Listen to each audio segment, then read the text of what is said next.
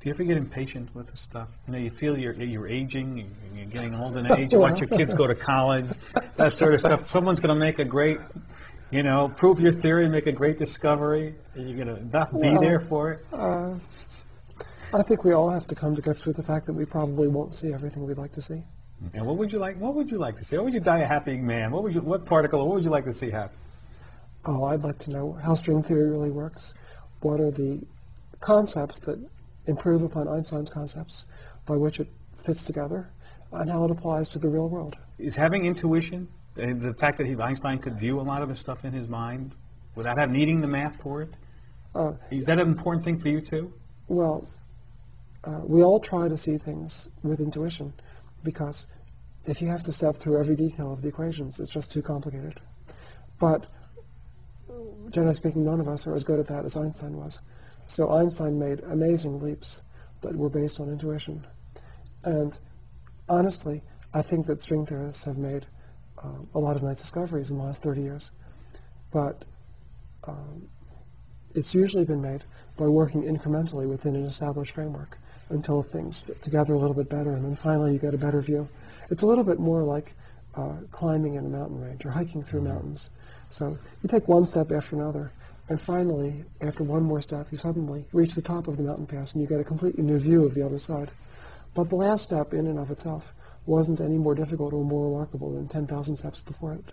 When I was a kid, I used to like to play with stuff in my basement. I used to take stuff apart, TV sets, all kinds of stuff, because I knew I was interested in science. Yes. I wanted to know how things work. Were you that kind of kid?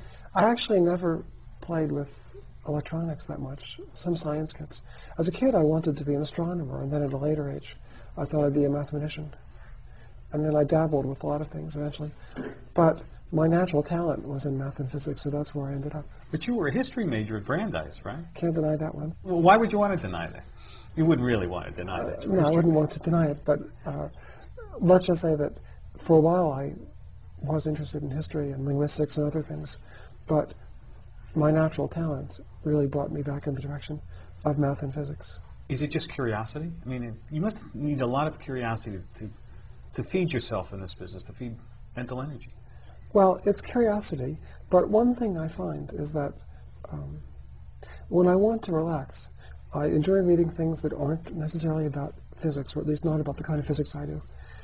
But it's more fun for me to read things that are true than to read a novel.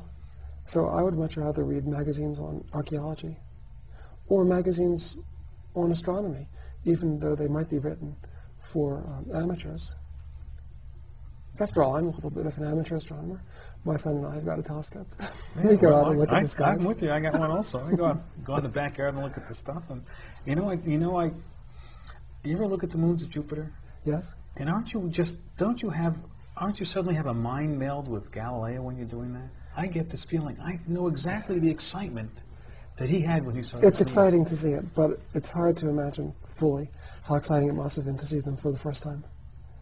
Yeah. So I try to imagine it sometime, but it's hard to fully imagine.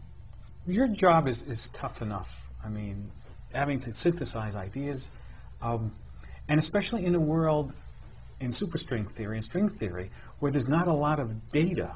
Yes. To go on. So what keeps you going? You're getting out of bed and continuing. We don't have so many clues, but they're big clues, like the existence of gravity, the fact that string theory makes gravity inevitable, while the pre-string framework of physics actually made gravity impossible. We've got some big clues like that. Another big one has to do with hints from accelerator experiments that supersymmetry is beginning to appear. So we don't have a lot of little clues, but we've got a few big ones.